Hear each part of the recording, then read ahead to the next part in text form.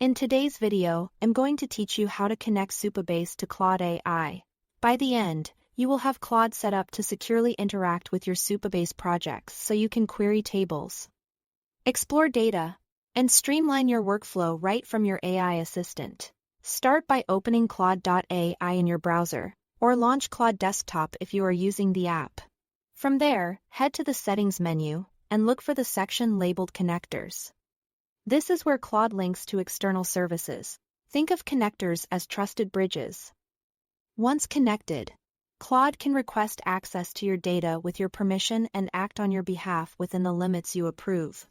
Inside connectors, browse the available options or use the search bar to find Supabase. Select Supabase to begin the setup. If you don't see it right away, give the list a second to load and make sure your Claude app is up to date. Selecting Supabase will open a short setup flow so Claude knows which account and organization to work with. Click Connect. You'll be redirected to the Supabase dashboard to sign in and authorize access. Log in as you normally would, then review the authorization screen.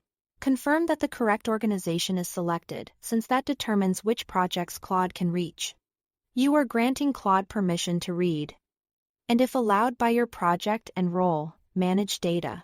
Keep security best practices in mind. Approve access only for the organization you intend to use, and avoid sharing any secrets in prompts. When you are ready, complete the authorization once authorized. Return to Claude.